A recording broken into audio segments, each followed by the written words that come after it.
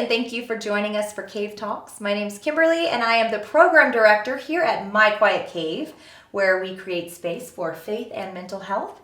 And today we have Gina Heumann. Yes. She's going to talk to us today about reactive attachment disorder. First, I just want to say I absolutely love your website because I love your title of a Renaissance woman, because you really do almost everything. You're a wife, a mother, architect, designer, and author. And that's what we're here to talk about today. So your research on reactive attachment disorder, as well as your personal experience, led you to write the book Love Never Quits. If you want to show the book here. I'd love to talk to you first about why reactive attachment disorder? Well, we adopted 2 boys from Guatemala, and my second was neglected by his foster mom before we got him, and we had no idea what that would mean. We thought if we get him away from this terrible foster mother, we could, just love him to death and he would be fine. Just fix him. We didn't, he was 6 months old when he came home, so we didn't know that this could be an issue at that young of an age. We thought we could just fix anything that came before us. And over the years, we had a million different diagnoses before we finally figured out that it was reactive attachment disorder. So my research is based on just trying to fix my kid and put out fires day after day. So, and I love that. I'll be sure. One tough mother, and you've got to be. From what you've been through. Yes. So for those of us that don't really know, what is reactive attachment disorder? Reactive attachment disorder is caused by trauma that happens before the age of 3. So in that first really 12 months of a baby's life, this is when they're attaching to their caregiver and when they're bonding and forming all of their ideas about relationships. So not having that part of their brain doesn't develop, and they become mistrustful of adults, and they really just are angry all the time.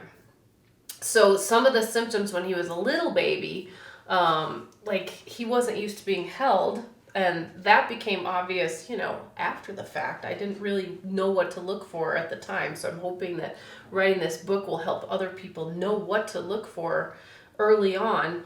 But we would hold him and he would arch his back because he wasn't used to being held.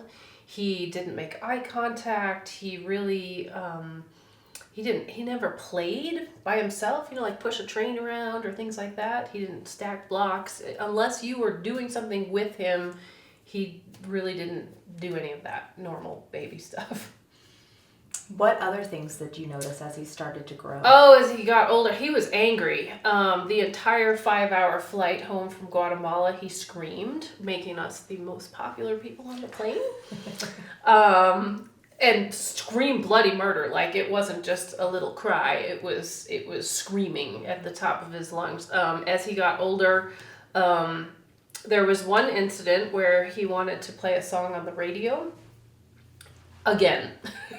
And I said, well, we can't do that. I'm trying to explain to a 2.5-year-old how the radio works. And he's like, no, play it again.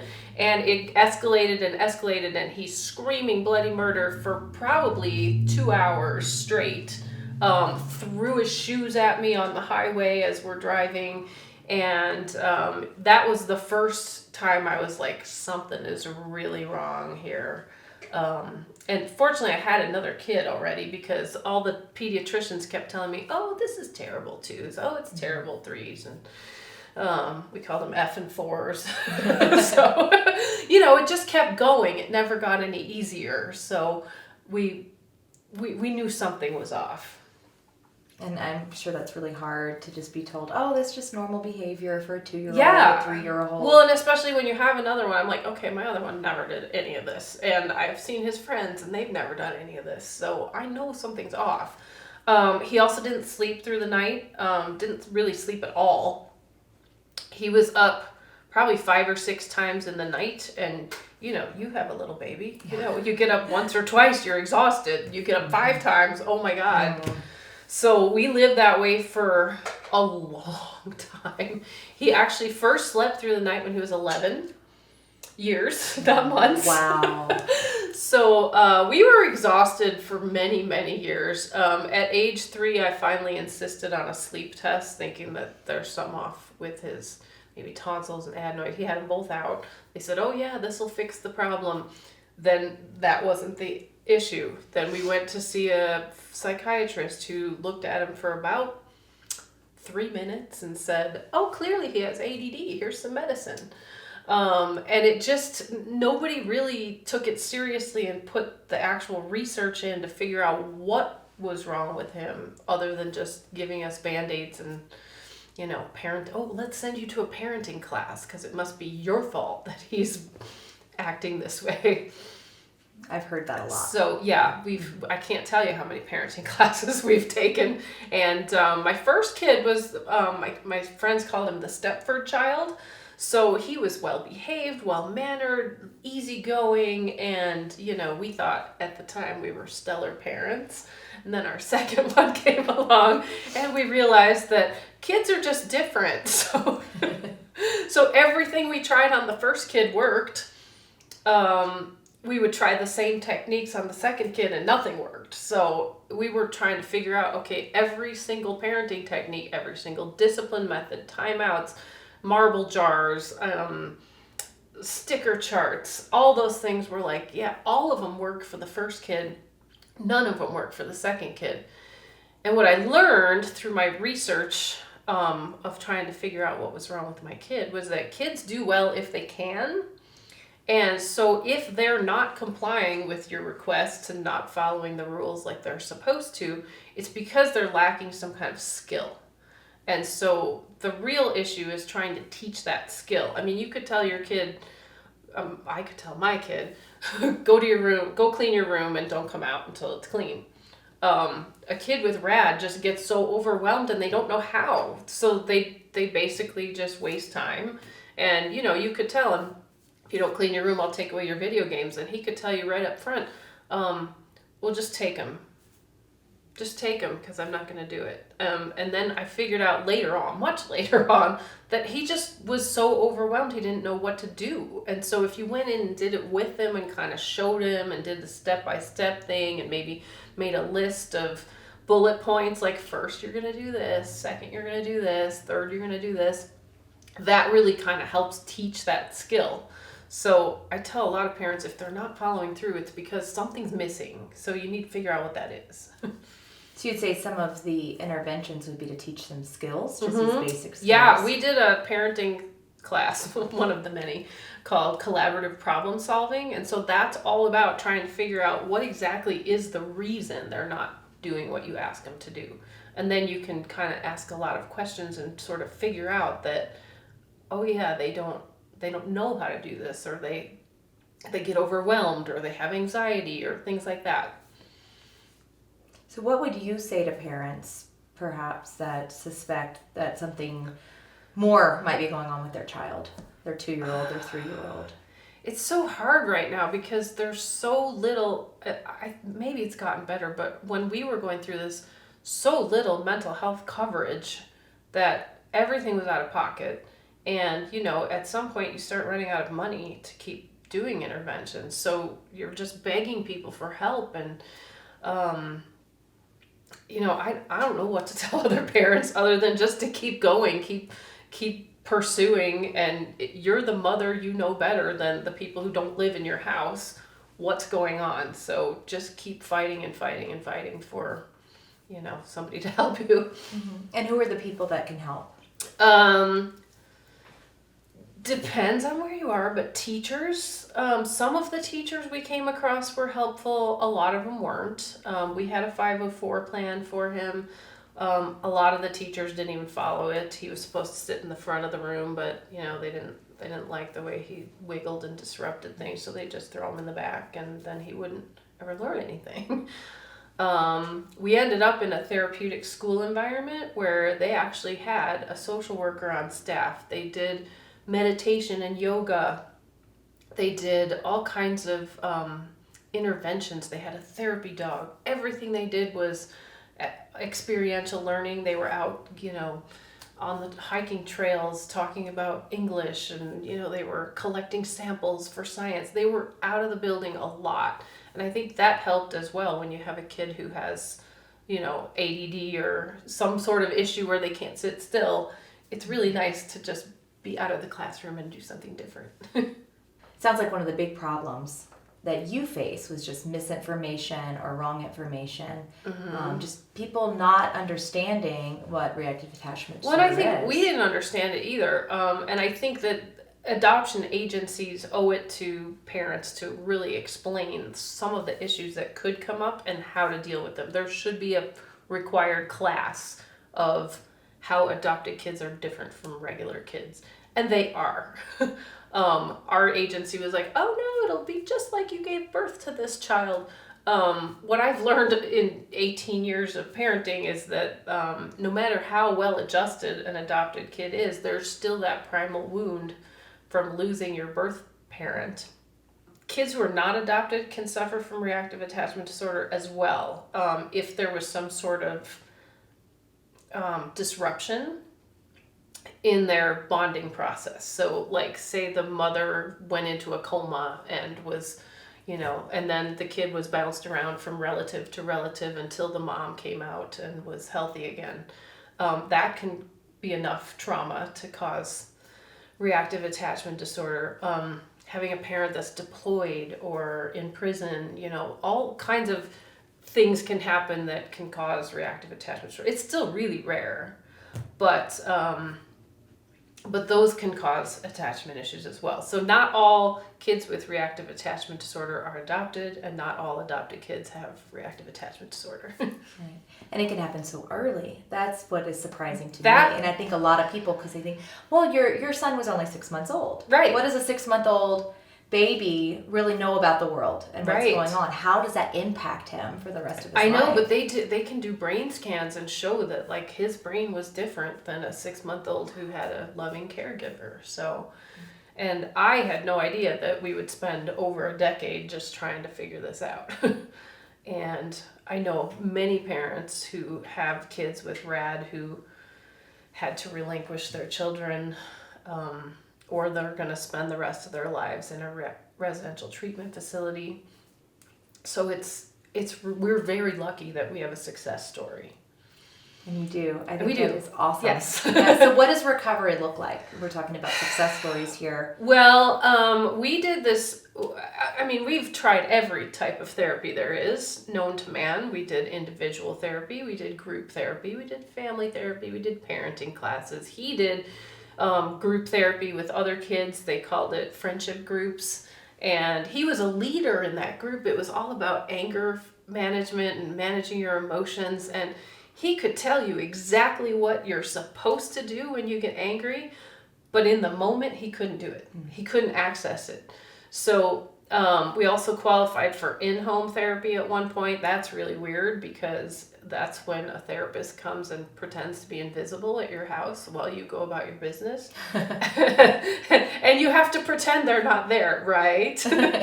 It's kind of like pretending the camera's not here right exactly. now. Yeah. So it's very odd. Yeah. I'm trying to think of all the other things we did. We did nutrition. We took red dyes out of his diet. That did nothing. I mean, because it really wasn't getting to the root of the problem. We did neurofeedback. I think he was too young and it wasn't the right type of neurofeedback because I know it can be very helpful.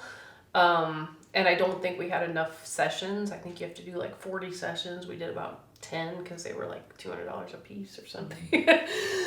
So it just, we did the brain balance program. We did, oh gosh, I can't even remember. Homeopathy.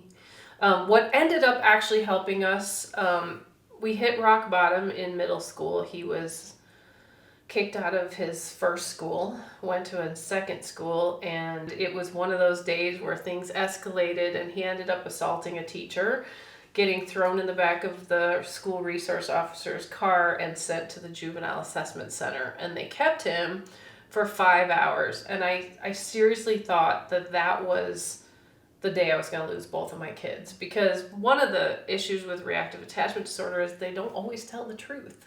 So I didn't know what he was going to say to these people. And I said, why do you need him for 5 hours without me? And they said, we need to figure out what's going on at home. Oh. So I thought he might lie and say, oh yeah, my parents beat me or whatever. And fortunately he didn't. He went through, they did 5 hours of testing and word associations, and I don't even know what they did. But at the end she said, you're his adoptive mother, correct? And I said, yeah. She said, well, we suspect he has reactive attachment disorder. And at that time I was like, yeah, no kidding. But how do we fix it? Yeah. So in the end, they handed me a list of therapists. I was furious. I'm like, do you know how much therapy I've paid for over these years? Yeah. And suddenly, like a young, maybe 20-year-old girl stuck her head around the corner and she goes, I have an idea. And I said, okay, whatever, just give me whatever you have. She said, one of my friends is doing an internship up in Evergreen with Dr. Levy. He's a world-renowned expert in reactive attachment disorder. She said, do you want me to get the number? And I'm like, yes, please get the number. So she texted her friend. We got his number. I called him on the way home, left a message. The next day, I talked to him for over an hour. And it was as if he had been in our house. He knew everything about reactive attachment disorder. He knew what questions to ask. And he finally put us in he had a program. It was 2 weeks, like 4 hours a day, 4 therapists, all 4 of us. So every day we went for 4 hours of therapy. And then it gave us enough time to sort of implement some of the things that we had learned. But at the same time, it was so crammed in that it was about the equivalent of 2 to 3 years of therapy. Wow. So we really got a lot done quickly. And at the end of that, that was kind of our turning point. So after that, between that and the school environment and this collaborative problem solving thing that we did, we think we had the magic triangle, and he got better. Now, after this therapy was over, I thought, well, that didn't work, because he was still having these intense meltdowns. He was still trashing his room. He was punching holes in the walls. But what we didn't realize was that they were getting fewer and further between and a little bit shorter. And when you live with it every day, you're just like, oh, it didn't work. Damn it. It didn't work. It didn't work. But when our relatives saw him like a year later, they were like, oh my God, he's so different. So we've talked about just what does recovery look like for the child, but let's talk about being a mother, being a parent.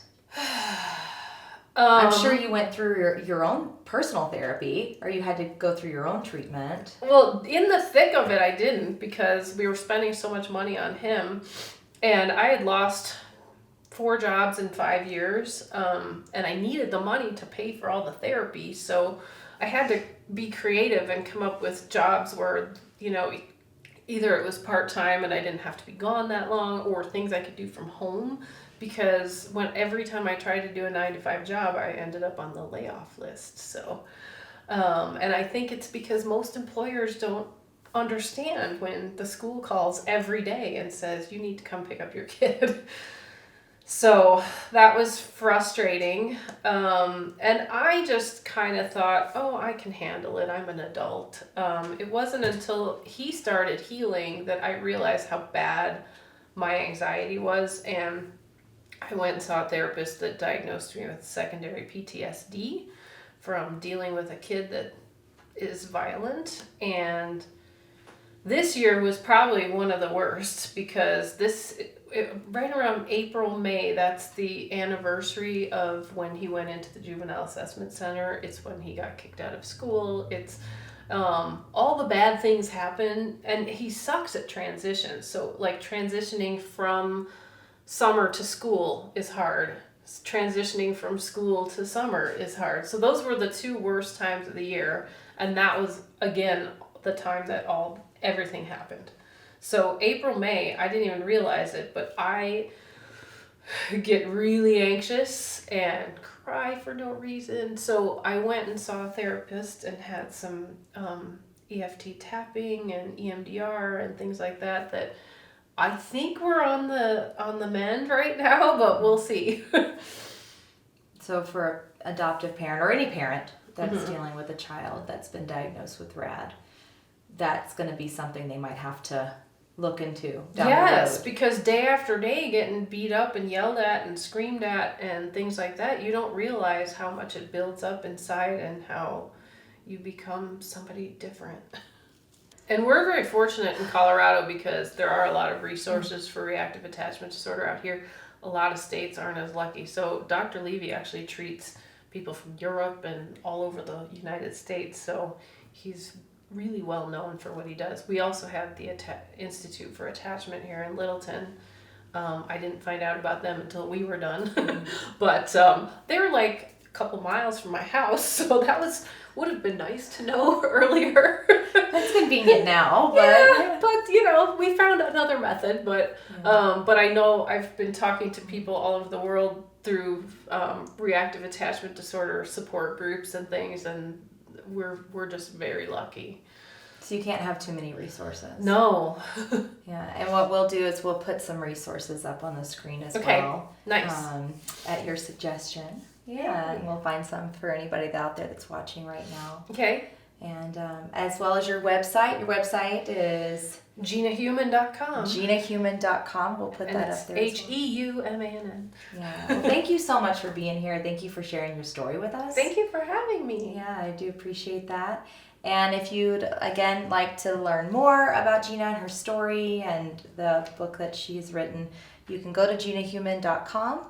And if you would like to hear us do another cave talk on a different topic of your choosing, please just visit our website at myquietcave.org. You can email us, send us a note, talk to us, give us some feedback. We'd love to hear from you. And thank you again for listening. And thank you again for being here, Gina. Thank you.